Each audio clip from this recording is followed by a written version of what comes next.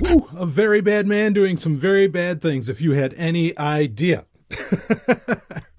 Ooh, boy. Well, it is your Wednesday Q&A for Zomia ONE Underground patrons only.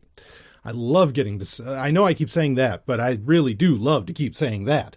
That Zomia ONE Underground. It is so cool. I am absolutely loving running the network. Got so many exciting things coming up.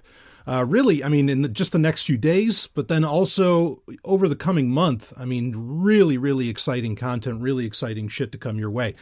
First episodes of the Hard and Fast podcast coming along beautiful, and so much more. And also reaching out to a lot of podcasters about being on the network and having a great time with that, because I'm meeting such amazing people. So this is going to keep fleshing out. You know, right now you're hearing a lot of me, but believe me, you're going to hear a lot more than that in the very near future. But, you know, why waste time? Why don't we get into, because I've talked about the network a million times now, why don't we get into, well, some of what we have for our Wednesday Q&A? But, you know, before I get into the questions, actually, a couple of funny emails. One of them I will read in its entirety that I kind of teased last week when I read that Bitcoin ransom email, which, by the way, I still get tons of those. And they keep saying, oh, give it to us in 2 days, or we'll do this and we'll do that. And, I mean, you can let me know if you've seen my cock online. I mean, you know, share the link. I don't care. I mean, I see it every day, and, you know, I wouldn't mind seeing it online, I guess. So feel free to let me know if someone actually has done that, or if anyone's reached out to you. Just fucking unbelievable. But I'll read, I have a follow-up to that. Not a follow-up directly from that same email, but supposedly from the CIA. Whoa. I'll tell you about that in a second. But anyway, another email that I got, and this is relevant to a review that I'm going to be releasing on the Zomia ONE Underground, which I love doing hardware reviews. I mean, I fucking love it. One of my favorite things I mean, even though I don't like, you know, I'm not like an Antec or some of these other sites where they get really like down to, well, how many joules of, you know, electric does this use? And it's like, it's, I don't go like that. But as far as like what you can do around it, again, I've always said that I like to be, I mean, I can get technical, but I like to be more of a tech culture, you know, journalist. And because like we've always said, there's the three types of tech journalists, right? There's the tech culture journalist, there's the breakdown journalist who, you know, breaks down to all the technicals. And then there's the journalist that's like always rubbing elbows with, you know, the giants in tech and all of this. I am much like my hero. I mean, again, I can get into the technicals, and when we need to, I do. But I am like my hero, Mike Elgin. I mean, seriously, a genuine journalistic hero, in my opinion, and a guy who's actually been a guest on Sovereign Tech in the past. You know, I'm more of the tech culture kind of guy, and still am, even though I've had to add in a lot more technical over the years because, you know, the show had become so concentrated on privacy. But anyway, of course, one of the kind of main missions of the show as late, or really, I don't want to say necessarily since the beginning, but certainly for a few years now, has been, you know, worrying about the tech giants and so on. And certainly, you know, we've talked about how, I mean, here's a nice little overview for you, because I know there's some new listeners who have never been patrons, whether it was on Patreon or Podbean or you take your pick. So here's a little breakdown. I mean, I have been saying for a long time, delete your Facebook account. Now, for all those that are wondering, I have. Okay. And actually deleting your Facebook account is not, that is a very interesting process now. You know what? Let me talk about that for a second before I talk about this email. That has to do with Amazon. Okay. So deleting your Facebook account. Now you can, what it used to be like, because I had a previous Facebook account from, shall we say, a previous life, and that I deleted. Now, when you delete it, you don't normally, years ago, I don't know when this changed because I haven't fucked around with Facebook in such a long time, but at least over a year ago or so, what you normally did is you would delete your Facebook account, but really anytime you tried to log in again, it would come back and everything would come back. Your pictures, the whole thing. Okay. When you do it, okay, like, so you could never really totally permanent, unless you emailed directly, got in touch with Facebook, and you had to make like this crazy case, like you're an activist or some other horseshit like that. And obviously not like an anarchist activist, because they wouldn't care. You know, when you would email them before, Okay. Or I mean, when, before that's what you had to do to permanently delete your account. Now you can do the same thing. You can still do it that way, where you can go to your account on Facebook and you can delete it, and it will, it'll delete it, but it's kind of a temporary delete, right? They're kind of hoping you'll come back. But what's interesting now is that if you delete, and this is pretty insidious, okay? Again, this is, like I said, the reason I'm telling you about this is because there are what we call the Sinister Six, right? The tech giants, okay? You have Amazon, Samsung, Apple, Microsoft, Facebook, okay? And Alphabet/Google. Those are your Sinister Six. By the way, Google Plus updated. The app fucking updated the other day. What the fuck? I thought it was dead. Just a couple days ago. End of March. Isn't it dying in like under a month? Whatever. And it said it was performance enhancements. I guess performance enhancements for Google Plus means going away. Deleting its goddamn self. Anyway, where was I? Yeah, so that's your Sinister Six. And I said, okay, look, we're going to have to take them down one at a time. Let's Sovereign Tech can be this movement that takes down the tech giants one at a time. Not that we're taking down tech, okay? Nobody wants to do that, but just that we're taking down like these centralized points of control of the interconnected world that we live in, right?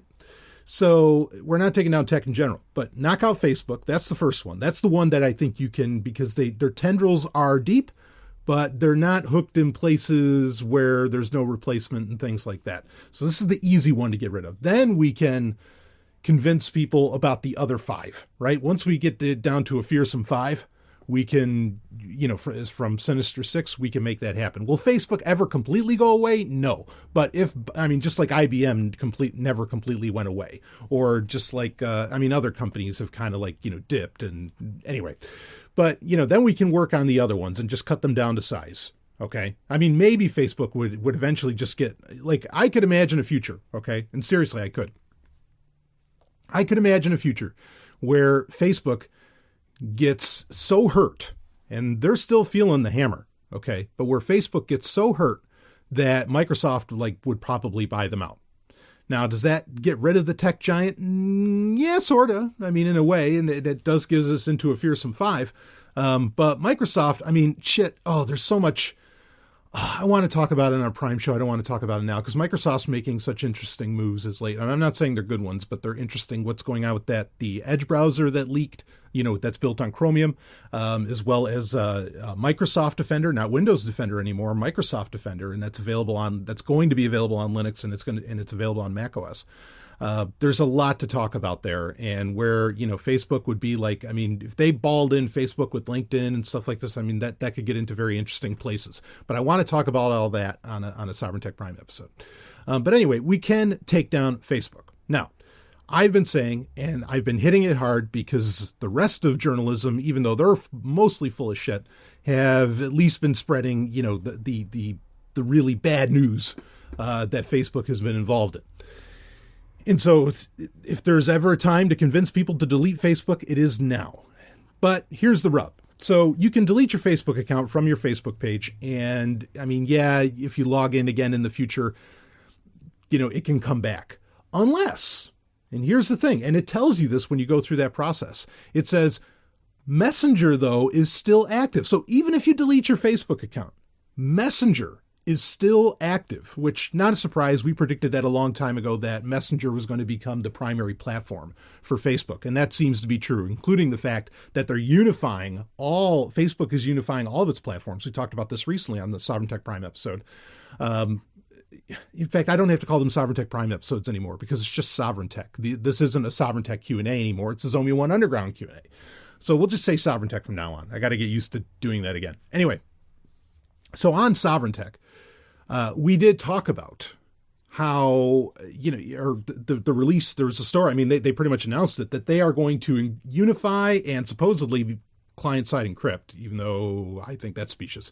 They're going to unify all of their platforms, WhatsApp, Instagram, Facebook, and Messenger, obviously is a separate platform, into Messenger, though, to where you can message everybody and you can all interact with it. And some reporters, I remember then, and this was a few months ago, had written, or journalists had written, that this will get people to delete their Facebook page. Yeah, it will. Like, I don't disagree with that, is that this will finally give people the excuse to no longer use Facebook, but it's because they could still use Messenger. Well, that's possible right now. And it's a little ugly because, or the funny thing is that I think maybe a lot of people would be willing to delete Facebook, but they'd like for it to really be able to come back. Okay. Maybe they would want that option where if they feel like, holy shit, no, my life is great without Facebook, I'll just, I'll leave it deleted and just walk away from it. I think some people might feel a little more comfortable with that. But when you when you delete your Facebook account, what it tells you is that if you want to delete your Messenger account as well, you're going to have to do that from the Messenger app. Now, I want to talk about that. But when you actually go into the, if you have the Messenger app, and you have to have the fucking app, you can't even do it from messenger.com. Not that I could see anyway. When you go into the Messenger app, then it says you have to go, it's deep in the settings and everything. And it says this will permanently delete everything. Now, of course, yes, Facebook is going to keep all of your data on a handy dandy Blu-ray disc somewhere at Facebook HQ. It's not really going to be gone. They're not really going to delete all your data. It's too precious to them. Okay. But effectively, that's what it takes for people not to be able to reach out to you on Messenger, for people not to be able to reach out to you via Facebook's properties. As long as you're using your original Facebook login for those other properties like Instagram or maybe even Oculus and so on. Even though Instagram and Oculus, you can log in with something else. Just like with Messenger, you can actually log into the Messenger app with just your phone number, and it can be a completely separate thing and not have a Facebook account. So the part I don't like about this is, that's kind of cool that, okay, no, you actually can delete fucking everything. That's great. All right. And if you delete your Facebook account, you don't need the Facebook Messenger app on your phone. Like, say, if you still did really want to use Messenger, you can just go to messenger.com and use it through there instead of facebook.com. But I don't like the fact that to really delete your Facebook account, you have to install the Messenger app.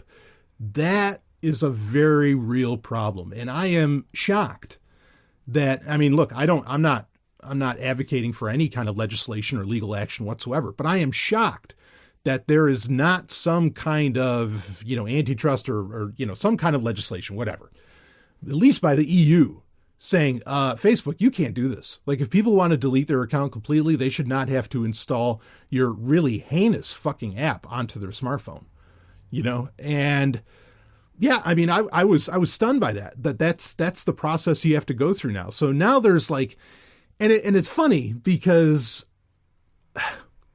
for you to make an account, there's pretty much no friction whatsoever because they don't want you. We talked about friction a few episodes ago on Sovereign Tech and the importance of friction because it allows people to think twice. It's funny that they won't put, Facebook won't put any friction whatsoever as far as using their services or logging into their services. Not really. Sure, maybe you need a phone number, but they won't even ask you for that until like 3 days after you've made the account, right, to verify it. They want to make it as frictionless as possible for you to make your account and get on their services, and they want their services to be as frictionless as possible. What they do not make frictionless is deleting your fucking account, and that should prove the point of the importance of friction. Why? Why are they putting friction there? A, they don't want you to be able to find it, but B, they want you to like go through the process, take the time. They know behaviorism better than most of us, okay? They want to, they want you to take the time to where you might you might have second thoughts. You might think, oh, well, I actually don't want to delete my Messenger account, or I don't want to delete my Facebook account. It's pretty insidious. They know the power of friction. There should be, the entire digital world should have as much friction as fucking possible, in my opinion. That's what we talked about, because friction gives you pause, gives you time to reflect, which not enough of us as human beings do. So, I was stunned at how hard it is now really to, not stunned, not surprised necessarily, but I just didn't know, I guess is what I mean by that. I did not know that it took so much now compared to years ago to completely delete your Facebook account. At least I guess the option is now there for you to completely delete it, but they make you go through the hoops. Oh, you want to delete Facebook? Okay, but don't delete Messenger. Oh, you want to delete everything? Well, good luck finding where you can even do that on the app. And outrageous. So anyway, I have been recommending for a long time of course, for people to delete their Facebook accounts. I have done so. Okay. I have gone through the process. I want you to know how. We talked about it. I might bring it up on a Sovereign Tech Prime episode the next time that there's a really juicy Facebook story. I am going to give you I'm not just going to complain. I'm going to give you the solution, which the solution, of course, is to delete the fucking app, delete the fucking account. And then I will talk you through how to do that, and I'll say exactly where in the settings all of this happens. I'm going to make sure that's there for posterity so that people can fucking get rid of this horrible, horrible company that just tramples all over your human liberties willy-nilly. So just spend 15 minutes on that. And the original purpose of me bringing this up is now, I have concerns around Amazon. Of course, I've said this for years. It's the Amazon World Domination Tour. I have predicted Amazon's present position long before anyone else even bothered to talk about it. Most tech journalists weren't even bothering to mention Amazon. They just thought it was some kind of, just a website. Yeah, just use that or whatever. They didn't see what Amazon was doing. And I'm telling you that every fucking tech journalist out there pretty much did not see it. Even the guys like Ben Thompson, some of these other guys who were, or was it Ben Thompson? Whatever, the Stratechery and all that. These guys who, they predict shit so far ahead. They get the best analysis. They do this, blah, blah, blah. None of them saw it. Or if they did see it, they didn't talk about it. And I want to know why they didn't talk about it. So I've been covering this for a long time, and you better believe I'll hang my hat on it. Okay. But a lot of people, I had somebody email me saying, I can't believe you talk so much shit about Amazon. They had some problems with my analysis of Bezos, which, oh boy, guys, I don't want to get lost in some screed about sexuality and relationships and love and all that. I won't get into that here. But anyway, but then they said, it's like, and you're using an Amazon Basics microphone. It's one thing to shop on Amazon. It's a whole other thing to use an actual Amazon Basics branded microphone. All right. First off, to your first point, this is what the email is saying. And to your first point, all right, let me make 3 points on this. One is that, let's make the easy one. One is that if you don't understand, if you are shopping on Amazon still, which this person said they were, you have no idea that you're probably buying Amazon produced products all the time, because there are literally hundreds, if by now it might even be thousands of labels of brands on Amazon that are actually Amazon companies. They just don't tell you. Amazon Basics is where, or like Amazon Fashion and some of these other ones, that's where they're a little more honest about it.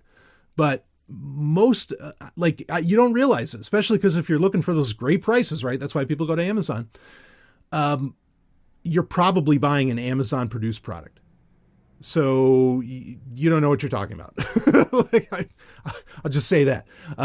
The other part to that is, so there's that, try shopping on Amazon and not buying Amazon. It's actually a lot harder than you'd realize. And that's by design. They don't want you to know, because otherwise maybe you'd think twice about it. I don't know, whatever. The other part to it is that this microphone does have genuinely good sound for what it is. Okay. Yep. The price is right. And that was important to me at the time. And also this baby, and this is kind of after the fact, but this baby, and I'm going to do a full review episode of this microphone because I think it's a very impressive microphone, especially for this reason. So the primary operating system that I use as much as I can, is Tails OS, which, by the way, they just updated. Was it 1.3.1? I think that they're up to, but make sure you get that update. And Tails OS, you have Audacity in Tails OS, and this microphone plugs in and boom, Tails OS just recognizes it instantly, no problem. It is very difficult with my H6, other equipment that I've used. Tails OS almost never recognizes it. And again, when you are using a hardened platform like Tails OS, you don't want to be installing, any other packets or anything that you don't need to for other hardware. That defeats the purpose of Tails OS. Same with my other favorite operating system, which is OpenBSD. This Amazon Basics microphone works gorgeous in every operating system that I throw out. Tails otherwise. It just instantly, boom, it goes, and the sound is good, and it has, it has controls right on the microphone and everything. Sorry, this is the case where, it just works so damn well. Of course you're going to, I mean, this is better than the Yeti. This is not just some Yeti mock-up. I don't know. I'm not sure what Amazon was thinking, because I've never really seen where Amazon is very supportive of Linux, other than, say, Fire OS is technically Linux and so is Android. But yeah, I'm impressed by that fact alone, that it works so well, especially in Tails. So if you wanted to podcast from Tails OS, well, dynamite, fucking great. But the third point is a point that I've brought up many times. And this is not I run with this, but certainly this is, as Harlan Ellison taught me, who still reeling from that one, folks, from 2018. But he would say, look, your principles are your principles, but if you stick to them 100%, you're just going to walk around naked and hungry. Now, I don't mind walking around naked, but I love walking around naked, but the hungry part, I'll pass. And so, look, there's times where we do what we got to do. I'm not saying being pragmatic about it, or like having necessarily that, that outlook at all times, but being a little practical and things like this. Yeah, you do what you got to do. Are you happier having more content from the Golden Stallion, or would you rather have less? You take your pick, and if you want to give me shit about an Amazon microphone, okay, your call. After we've taken down Facebook and we start going down the list of tech giants, we'll start throwing away the Amazon shit, and, we'll stop using it, and you can start doing that now. Like, I've considered that, like a lot of my supplements, like I'm going to go to GNC from now on. I'm not going to, buy it off of Amazon or whatever. And you do what you can where you can. Okay. Even just like lessening it a bit, is honestly helpful, or lessening your interaction with a lot of these companies is very helpful. So, okay.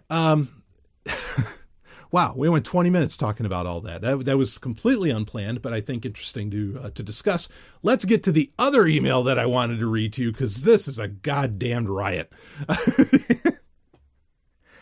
And I don't know what list I ended up on to where I'm getting these emails now, like the one from the Bitcoin ransom that I mentioned last week on the Wednesday Q&A for Zomia ONE Underground. But here's one that's supposedly from the CIA. I love this. Let's read it. It's from supposedly from, let's see, what's her name? Sylvia. It's like, Sylvia Maloney. It would have been better if it was Mahoney. It'd be like, Mahoney, kiss my rosy red ass, Mahoney. Little Police Academy there. Oh, classic films. Fuck the police, but anyway. So this is the email. It's case number 975-42681. Wow. Distribution and storage of pornographic electronic materials involving underage children. Oh dear, that's the subject line. Okay. Well, first off, let me say, is that actually a very serious and real thing where people do that sort of thing? Of course it is. It's abhorrent. It's terrible. It's disgusting. We have an absolute zero tolerance stance on that kind of content, or even like really generally, I don't even talk about it, but this is just if you get an email like this, we got to talk about it, and we're going to talk about it. So here we go. My name is Sylvia Maloney, and I am a technical collection officer working for Central Intelligence Agency, not the Central Intelligence Agency, for Central Intelligence Agency. It has come to my attention that your personal details, including your email address, and they have my email address, obviously they send it to my email, bbs@sovereigntech.com, are listed in case number 975-42681. The following details are listed in the document's attachment, and there was an attached document. If you think I opened that shit, you're kidding yourself. No. Do not open email attachments unless you really fucking know and you asked for something to be sent for you. That's when you open email attachments. Reading on. Your personal details, okay, home address, work address, list of relatives, and their contact information. Reading on. Case number 975-2681 is part of a large international operation set to arrest more than 2,000 individuals suspected of pedophilia in 27 countries. The data which could be used to acquire your personal information, your ISP web browsing history, DNS query history and connection logs, deepweb.onion browsing and or connection sharing, online chat room logs, social media activity log. Well, I haven't had any social media activity in a very long time. The first arrests are scheduled for April 8th, 2019. Why am I contacting you? I read the documentation, and I know you are a wealthy person who may be concerned about reputation. Concern about reputation? Yeah, maybe in some ways. Wealthy person? No.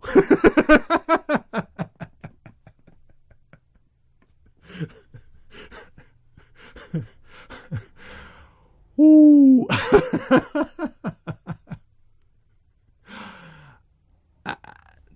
I mean, like, I guess there's just like people that get a list of like Bitcoin luminaries of some kind, or quote unquote Bitcoin luminaries, whatever the fuck that even means, and somehow just ended up on that list. And that's why I'm getting these things. But anyway, outrageous. No, you got the wrong guy. I am one of several people who have access to those documents, and I have enough security clearance to amend and remove your details from this case. Here is my proposition. So this is an insider at the CIA letting me know ahead of time, before the arrests happen, that they are, here's the deal. They can scrub everything from the CIA's database for me as long as I pay up, right? Anyway, let's see. How much do they want here for, what's their proposition? Transfer exactly $10,000 USD.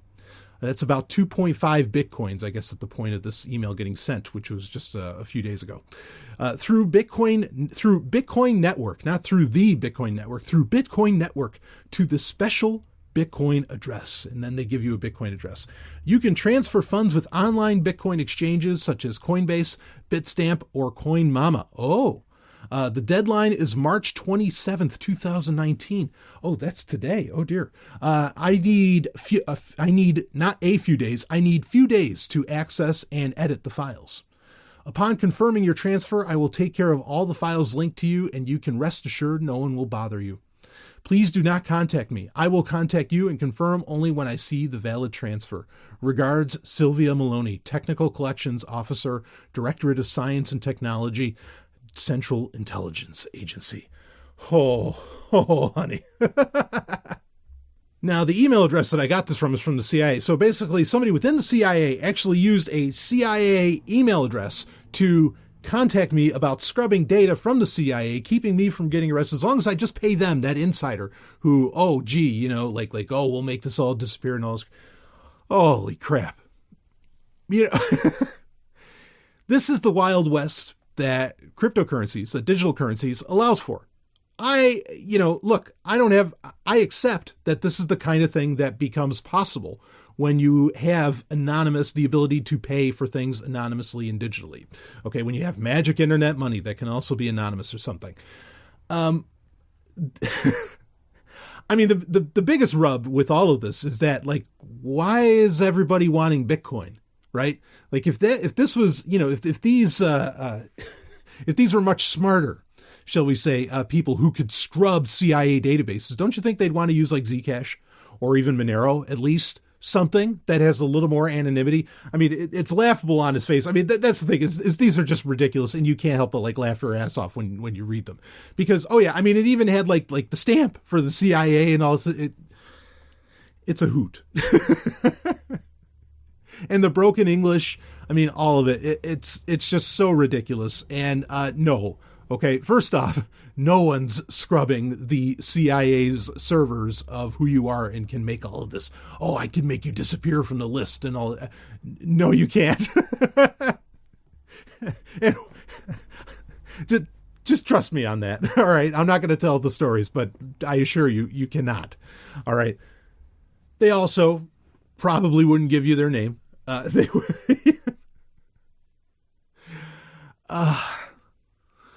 I mean, and to be clear here, even if it was like a more official thing from the CIA, like the CIA asking for Bitcoin or something, they call you or they break down your door. They do not email you. Like, this is just so, I mean, it's amazing. It's a byproduct of having money that works as money should, in my opinion. Okay. So I'm not exactly complaining, and I only laugh, but I read it to you to where, like, look, if you get these kinds of emails, oh, for fuck's sake, don't sweat it. Like, this shit just, it doesn't happen. Like, I mean, it really doesn't happen. And there are absolutely patent untruths in this in the first place.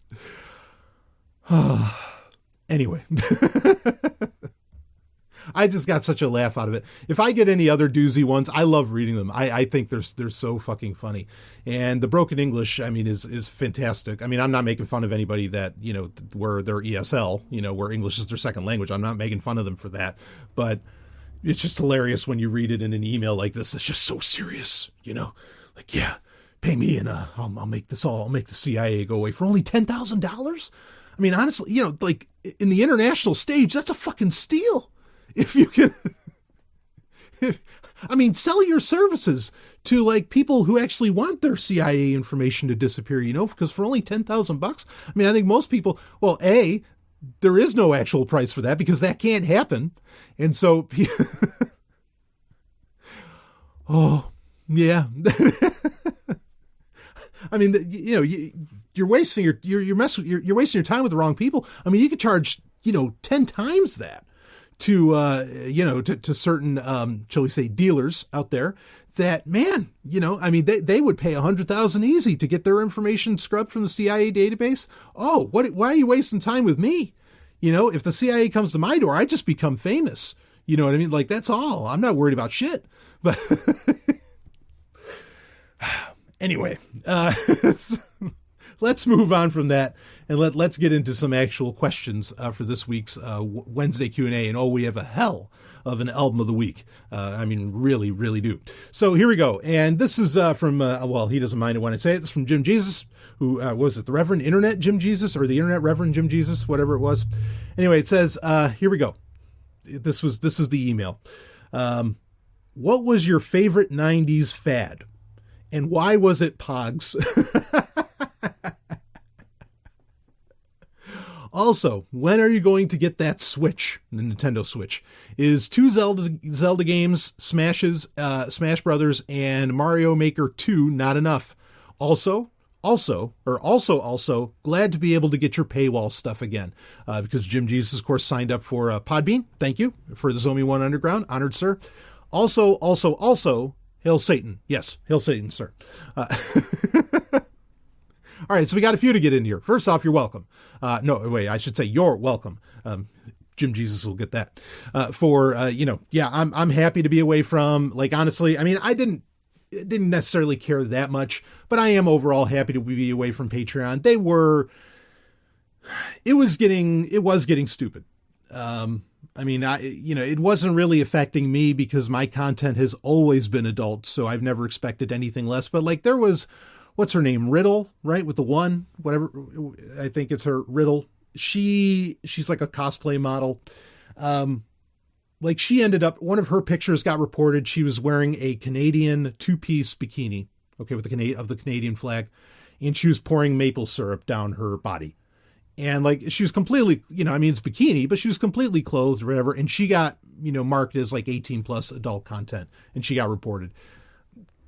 Forget it. You know, like, I mean, when they're getting that penny ante about things, I mean, fuck them. So, you know, it's just as well to get away. I am still posting on Patreon, as I've said many times. I don't want that to go on forever, because eventually I would like to close out my Patreon account, just because I like to have as a few accounts as possible. It's account minimalism. That's another concept that Sovereign Tech had in many ways created and have been championing for years now. So anyway, but for some people, they're still rocking it. They haven't gotten the Zomia ONE Underground message yet, whatever, you know, and that's fine. Okay. So also, you know, I will say just quick on that. And then I want to get to Jim Jesus' question, just quick on the Patreon thing. Podbean does take a much larger cut of, say, the $5 or $10, or whatever, or the $2 than Patreon did. Like it in some ways, it's orders of magnitude more, which is slightly annoying, but you know, I mean, you don't notice that. I only noticed it on my end. But that was one of the things. That's why part of me didn't want to give up Patreon, because they made so many things so easy. And also they were, you know, because they weren't using Stripe, I don't know what the fuck they were using. Of course, that created, there was that huge problem in February where February's payments were like days late. And like people were flipping out, you know, I mean, I only do a few $100 on Patreon, right? But like some people, it's their livelihoods. Like they have literally quit their jobs, and they've told their patrons as such that because of your patronage, and and if they're making 3,000, 4,000, 5,000, hell, some people doing 20,000 a month on Patreon, they're counting on that, $3,000 to $20,000 showing up in their fucking account within 24 to 48 hours. They had to wait like a week. And Patreon even had to do a whole business where they were like, okay, we'll credit your account such and so much, and then we'll collect it. I mean, because it got that bad. It got really, really ugly. So I don't know what Patreon was doing, but Stripe is pretty much solid as a rock, about as solid out there as PayPal. So, like in one sense, I feel more secure with Stripe, being the back end here. But then in another, it is taking significantly larger fees on me. So just something to be aware of. Maybe I should make like a $7 pay option. And that's the other thing that sucks about Podbean too, right? Is that you can't set you can't put a custom pay amount. You have to set a specific plan, which I've added a bunch. There's like a 2, a 5, a 10, a 25, 100. And then there's like the 1,000, which will actually, the $1,000 one is a lifetime membership where you'll get all this content into perpetuity and everything. And whatever your rewards I come up with or whatever, you're going to get those no matter what level those are set at, for all time. So, and believe me, I'm doing Sovereign Tech. I'm doing Zomia ONE, certainly. I plan on doing that for as long as I exist. And I plan on it running even beyond that. And I'll honor that $1,000. But, I certainly plan on doing Sovereign Tech forever. So, okay. Anyway, all that said and done. Here we go. When we get on a new platform, sometimes we got to talk about it, get everybody up to speed. So here we go. All right. What was your favorite 90s fad and why was it POGs? All right. Here's the deal. That was not my favorite 90s fad, but I would be lying to you if I said that I wasn't into POGs. I most certainly was. And I mean, I was really, really into POGs. Yeah. There were stores. You got to understand in the night, especially the early 90s. Okay. Just as much as like baseball cards were a big thing, or even like comic book trading cards were a huge deal at that time. We used to play games with those. Like there was Marvel Series 3, DC Comics had card sets. Image did as well. Everybody had that. Who's like Fleer Ultra and a lot of these other ones were doing all this. POGs, like at the malls, there were like, you had those island stores, right? Which is just like a little countertop or something, or a circular countertop that was in the middle of the hallway of the mall. You had like 2, 3 of those in every mall. You didn't just have one. You had a bunch of them, because POGs were so white hot.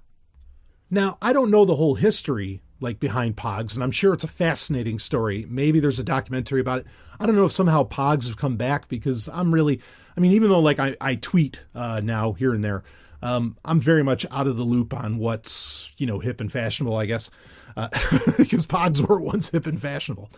But yeah, back in the 90s, this was a thing. This is a really big thing.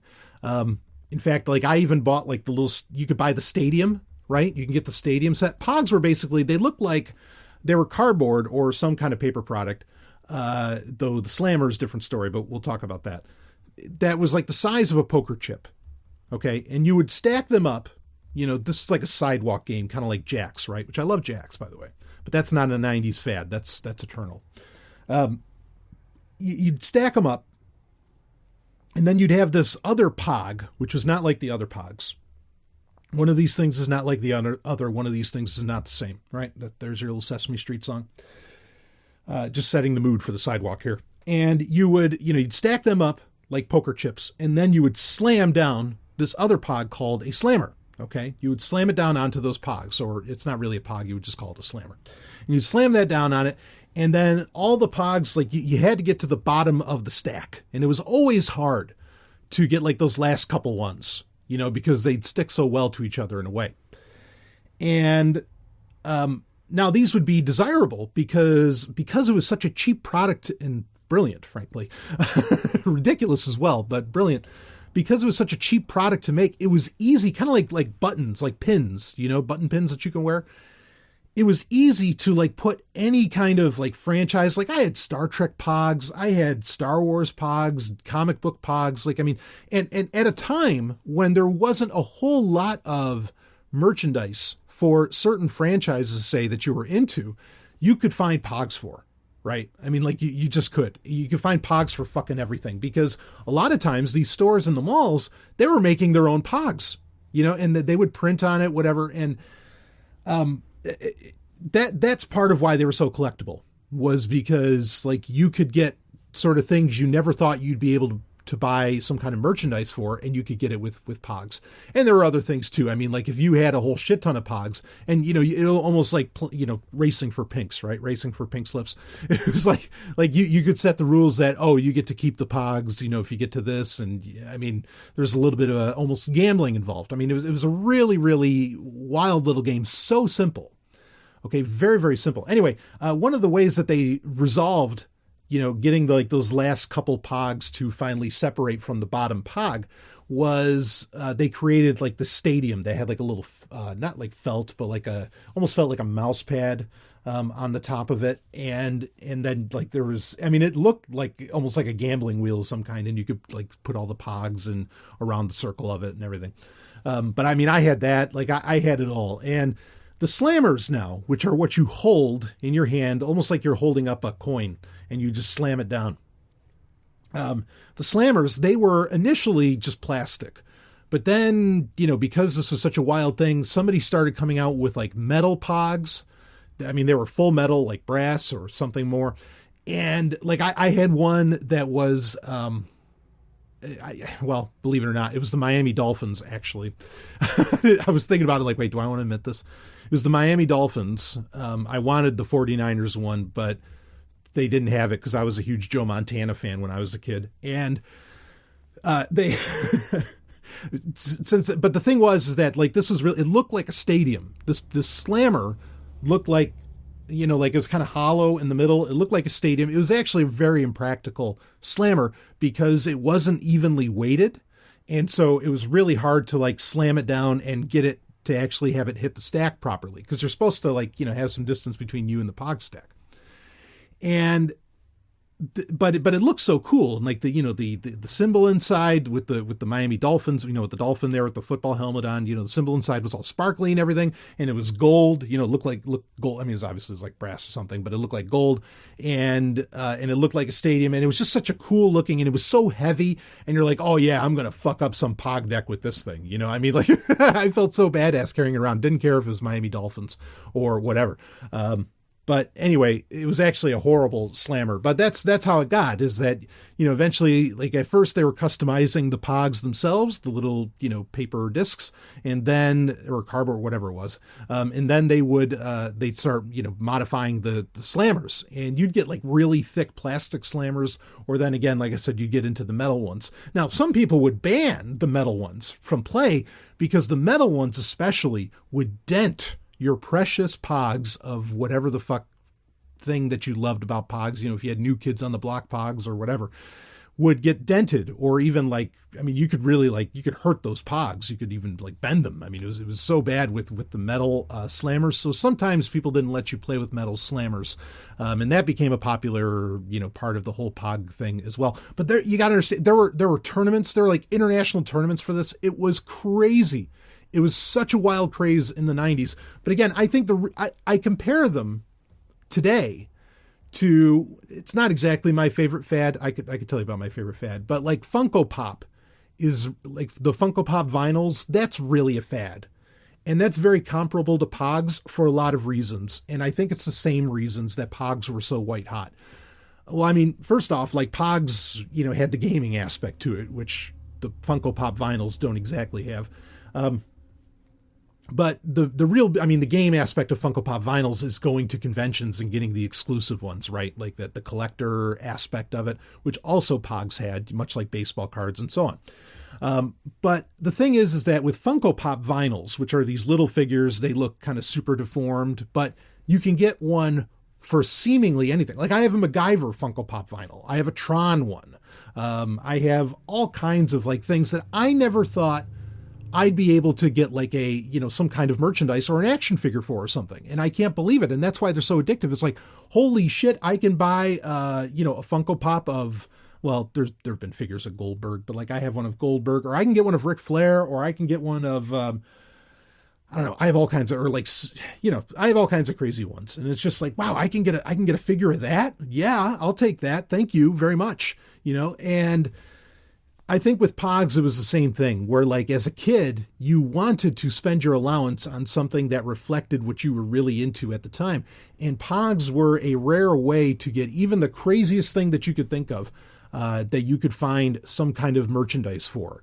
And so, and yes, Funko Pops really, again, those really are a fad because, they're not for me a fad because I plan on holding on to mine forever. Like on my Swamp Thing one, I have, all kinds of, and I even have like Tuxedo Mask. I have Neo from the Matrix and so on. They're not a fad for me because I'm going to hold on to them. But a lot of people are already like selling off their Funko Pop collections because, well, again, it's a fucking fad. Or maybe what was going on was they were just quote unquote supposedly social media influencers, and Funko Pop was giving them to them for free. And now that Funko Pop's not giving them to them for free or not paying them to advertise for them, they're getting rid of their collections now. So whatever the reality is there. Oh man, I want to talk to you about about influencers. I want to talk to you about social media influencers so bad. I found out some really deep insider shit about that. But we're not going to do that here. Okay, well, maybe another time. Believe me, there's a time where I'm going to talk about that because, you already know what I'm going to say. It's bullshit, but whatever. We'll continue on. So yeah, Pogs, man, I did love those things. I'm not going to deny it. Like, I just loved holding something in my hand that had a picture of like Spock on it or something like that. Especially from like Star Trek 6, that's where it gets hard, right? Playmates was doing a great job with Star Trek merchandise in the 90s, but some things were tough to get, and Pogs were there to fill in that gap for you. And among other things, I had Knight Rider Pogs, which it was impossible to get fucking something Knight Rider in the early 90s. It was so damn cool. Even Airwolf, I had an Airwolf Pog. Man, so great. A-Team, which I love the A-Team, and shit. Anyway, so Pogs. I don't know, maybe they're making a comeback and I just don't know about it, but I was definitely into them. My favorite 90s fad? No, they weren't that, but I love how Jim Jesus presents things. If you can call it a fad, my favorite 90s fad was Micro Machines. I was obsessed with Micro Machines. I loved the fact that I could have an entire play set, like a giant base with a bunch of vehicles and everything in it that was like so tiny, but it was a ton of toys. It was like the microfiche of toys. I don't know any other way to really describe it. And with Micro Machines, it was kind of the same deal where I could get things from franchises that normally you couldn't get, and you could get it for so inexpensive. Like I could get, 3 ships, because that's what they'd sell the Micro Machines as, right? Is they'd sell like 3 vehicles or 3 ships in one card, one card, the card that would hold it up on the shelves, right? At KB Toys or whatever. Oh man, by the way, if you ever want to see a great story, there's the history of KB Toys on Toy Galaxy on YouTube. You got to watch that. It's a dynamite episode. Talk about a fucking awesome history lesson. But, and Toys R Us too. They have a great one on Toys R Us, which, man, I want to talk about that more someday. Anyway, so with Micro Machines, like with my allowance as a kid, I could get effectively three toys for the price of, just for my allowance. And that was hard to do. Usually you can only get like one G.I. Joe guy or something like that. But with Micro Machines, you got a ton of shit for the same price. And that was so great. Like it just made sense to, the child mind. And it was awesome because they had Babylon 5 Micro Machines, which was just so sick. Like, that was so cool. You had Star Trek Micro Machines, you had Star Wars Micro Machines, and they were much like the thing that I really collect now. And I don't think it's a fad. I think this is something that's going to go the long haul. But I still to this day collect ships from like Eagle Boss. They're the greatest thing. They're so inspirational to me. That's really all I want in my life, are things that inspire me when I look at them. And these are things, and it's not some Marie Kondo bullshit. Like, these are things that genuinely inspire me and send my mind soaring, the starship of the imagination in reality. And yeah, like Micro Machines was doing that before Eagle Moss was. Like if you got the big set of Star Trek ships, it came with a bonus ship. Like it would come with the NCC 1701A, or it would come with the Enterprise D with the 3 nacelles on it from All Good Things, right? The Galaxy X class, which I have the Eagle Moss of. Yeah, I mean, hot damn, Micro Machines were so great for so many reasons because you could take so many with you. You know, and it's a shame that went away. I mean, maybe Micro Machines are still out there in toy aisles. I haven't seen them. But that was the coolest. Those were the coolest fucking things, you know. I mean, I loved other toys, G.I. Joe, Legos, obviously, but those are still really out there. You know, you can still kind of buy those. Certainly Legos and G.I. Joes have had their resurgence, you know. But yeah, Micro Machines, that was my fad, baby. That was my jam. That was my stuff. If that qualifies as a fad for the 90s. I mean, that's not like a toy style that has continued on. I mean, and I think I've talked about this on like a Sovereign Trek, or maybe it was on TIE Fighter Renegades on one of the other shows on Zomia One. You know, it's funny. I mean, like kids don't buy toys anymore, it seems like. In fact, I've even, you know, some stores I've walked around where I've walked around, not purposely, but where I've walked through the toy aisles, and all you see are like grown men in there, you know, or, well, I mean, physically grown men. And, you know, you don't see, I almost never see kids in there, unless it's with like the really little stuff, like around like the Little Tykes and Tonka shit. But as far as around, you know, the other stuff, I never, ever see kids picking up like action figures. I just don't see it. So I don't know who the hell they think they're marketing to. Maybe they know, maybe these companies know who they're marketing to. But anyway, we can move on from that. Let's look at, the second question here. Also, when are you going to get that Switch? Is 2 Zelda games, Smash, and Mario Maker 2 not enough? Well, Wall Street Journal just had that report come out that there are going to be 2 Nintendo Switches. I don't know what we're going to plural those as. 2 new models coming out, and supposedly this year. I mean, and I've said that pretty much across the board. Like the game list coming out now is so white hot. I mean, like for the 3DS, sadly, not so much. Like Kirby's Extra Epic Yarn, I did end up. Well, I had that pre-ordered for a long time, but I ended up getting that beginning of this month, beginning of March 2019. I'll be doing a review of that on Game Talk, but just know that it's amazing. Yeah, I'm kind of hoping one of these Switches will be a clamshell design. I really, really would like that because I love that about like with the Game Boy Advance. I mean, I bought a Game Boy Advance that, you know, one of the initial original models, but like when the Game Boy Advance SP came out, when it was something that you could like close up and stow in your pocket, I just thought that was such brilliant design, you know, the clamshell design of it. And that's one of the things I love about the 3DS as well, and the DS before it, is that clamshell design, something that just looks sturdy and, you know, can take some knocks, and you just toss it in your pocket and away you go. And I literally do. You have to understand, I literally do carry around my 3DS, or it's actually a 2DS XL. I like it because it's slimmer. I do carry that around in my pocket oftentimes.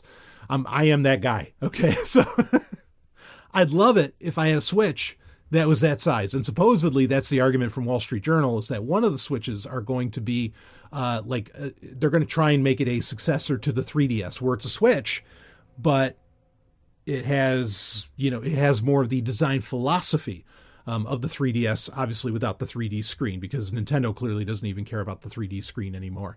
That's why they pushed the 2DS XL so hard. But anyway, that'd be nice. And I really am willing to hold out for that, you know, because I have so many 3DS games I still have to finish, that I still have to play. I would love it, honestly, and I think this would make sense for them because they are still releasing 3DS games, like at least Nintendo is. I would love it if they made a Switch that had a 3DS cartridge slot in it, or the ability to download 3DS games. Maybe that'd be kind of nice. But even if it was a cartridge slot, that would be great, because then, you know, the 3DS cartridge slot also fits Nintendo DS games. That would be really cool if they did that. But I don't know. You know, I don't know if they're going to actually pull that off. I mean, you remember the Nintendo DS, like they went so far as to put an entire GBA cartridge slot in the bottom of the DS, like a huge Game Boy Advance cartridge slot on it, just to have everybody, kind of come over and bring on the new hardware. And maybe they feel that, either there's an up and coming generation that's still rocking their 3DS. I mean, they're not looking at me because I know how rare I am. There aren't many of us who love the 3DS for what it is and, really stick by that. And I have said, it's not new for me. I have said for years on Sovereign Tech, because I used to get the questions that would come into Sovereign Tech proper, and people would ask me, what do you think is the greatest game console out there today? And I have said consistently, honestly, ever since Sovereign Tech's been a thing, I've said consistently, the 3DS is the, whether new or otherwise, the 3DS is simply the greatest games library in history. And it's the best console out there, bar none. And it was true throughout the was at the 7th generation, throughout the PS3 and the Xbox 360. I think it's still held up in many ways, when other game platforms. The Switch is the one that could beat it. And of course, only Nintendo can beat itself, right? To say nothing of talking about, the Apple event. We'll talk about the Apple event on a Sovereign Tech episode coming up, because it was horseshit. But they have their gaming platform. There's Google Stadia, which we talked about on the most recent Game Talk. All of this is to say, okay, that I love my 3DS.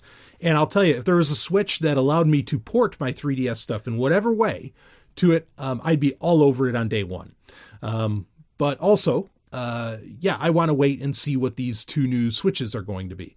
But yeah, as far as it's not a question of games, because the games that I want, like Mario Maker 2, Smash Brothers Ultimate, both Zelda games on there, Breath of the Wild, and certainly the remake of Link's Awakening or whatever.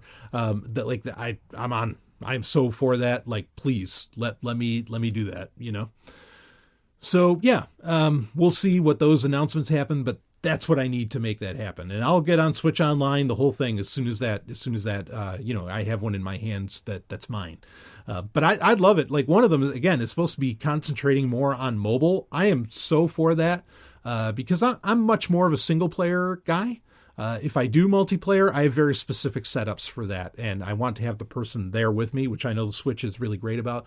But anyway, we'll see what happens. But I know you're asking that kind of in jest, but that's my very serious answer, is that, yeah, eventually I will get a Switch. I mean, that time's going to come, but I want to see what their new hardware looks like, because they've learned a lot in what people actually do and use with the Switch over the years. And also, I think a smaller Switch for Nintendo Labo is going to be essential, shall we say, in the coming times. So, all right, let's move on to another question, and this one from a great patron who I just love, and it's let's see. So there were a few.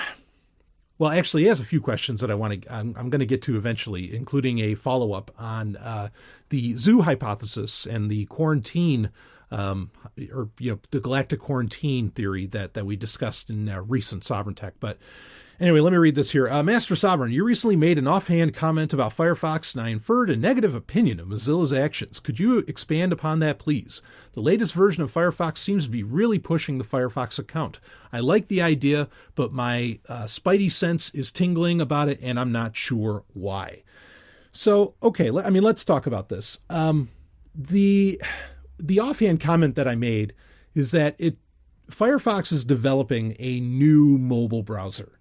Okay, it's not like the Firefox Private or whatever that was. It's not, or was it Firefox Focus, I think was the name of it. And it's not Firefox for Android proper.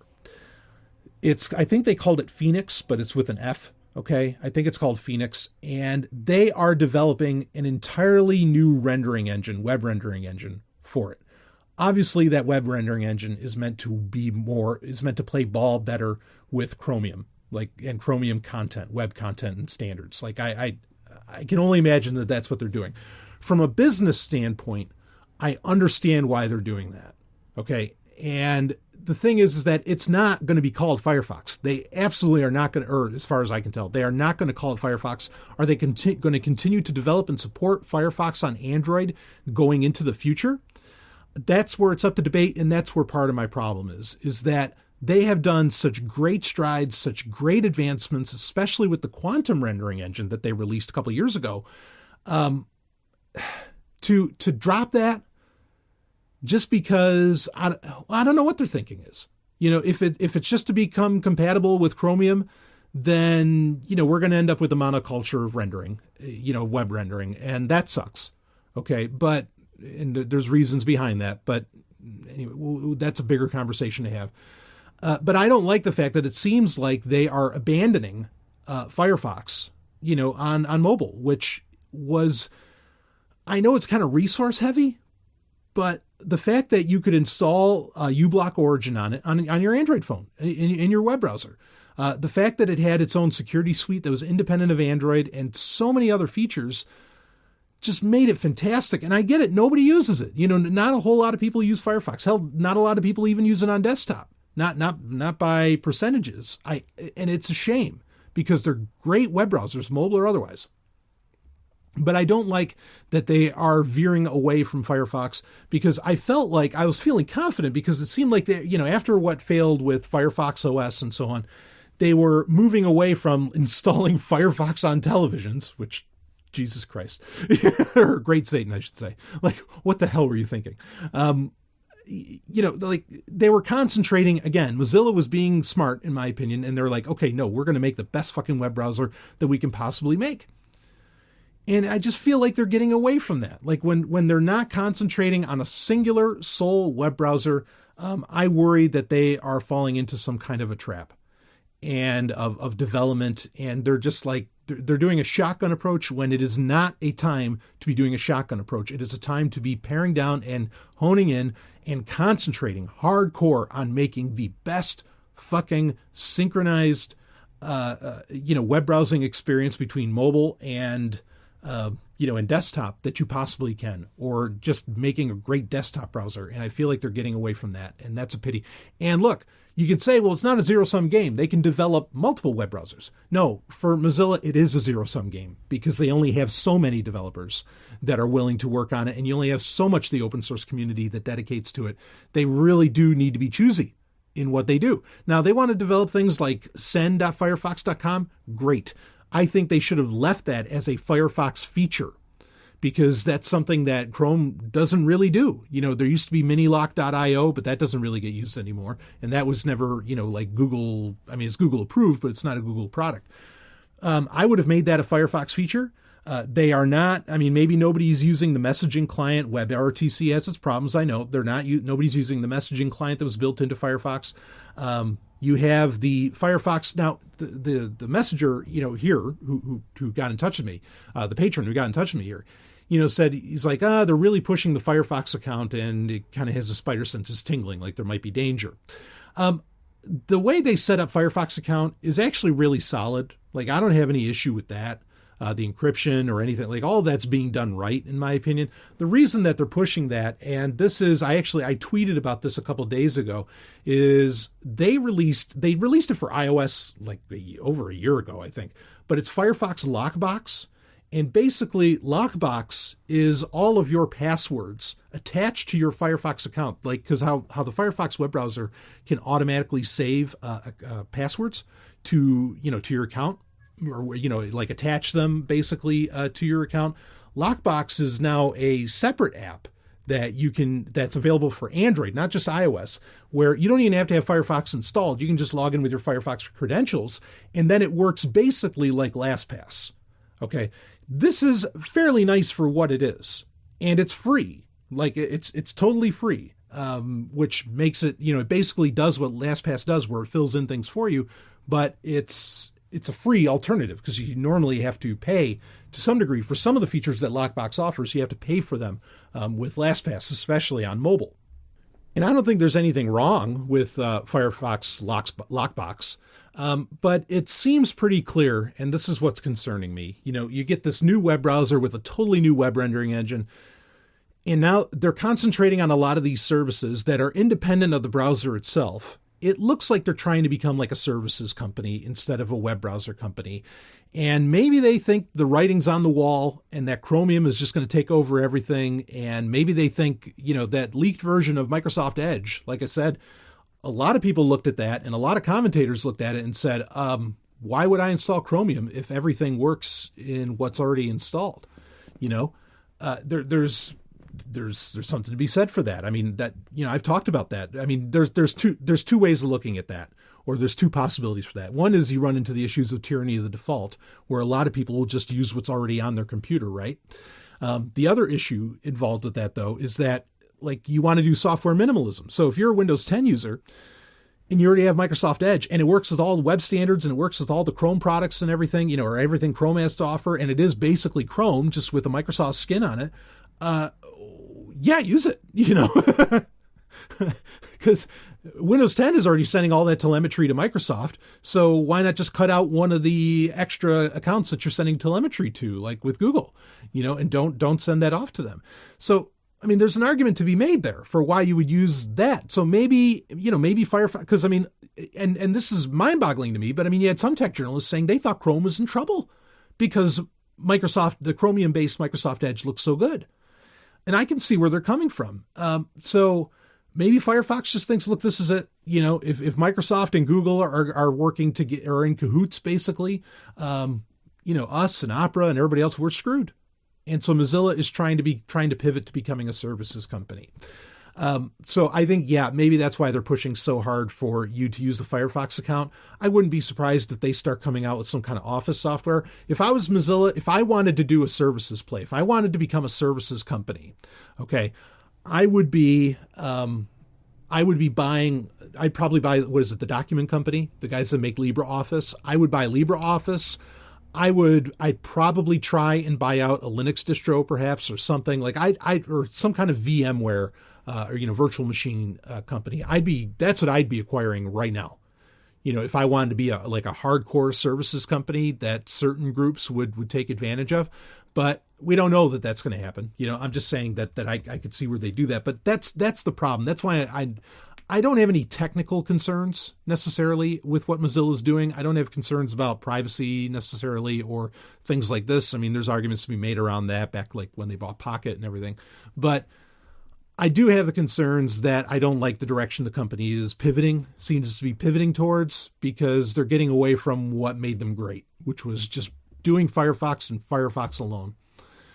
So that's my expansion on it. The Firefox account thing, like I said, yeah, they're becoming a services company. So they want you, you know, to have an account ready where everything you do works within those services. I mean, they had the Notes app, which worked fairly well, but that was browser specific, where you could share notes between your browser and everything.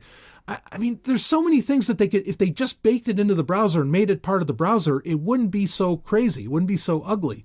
And I'm just worried, like with Phoenix coming out and all this stuff, that they're just eventually going to come out with a Chromium-based version of Firefox. I mean, they already got rid of the add-ons, right? The traditional add-ons. Now, you know, they're all, it's just a Chromium compatibility layer that the extensions and the add-ons that you have on Firefox work through. So, I mean, they're a hop, skip, and a jump from doing the same thing Microsoft did with Edge. And that bothers me. I don't like that. I like Firefox. I mean, the Quantum engine is a better fucking rendering engine. It just is. And okay, so people aren't using it. Yeah, I get the business argument around that, but what a shame. You know, so that's where my negative thoughts come with Firefox, or with Mozilla specifically.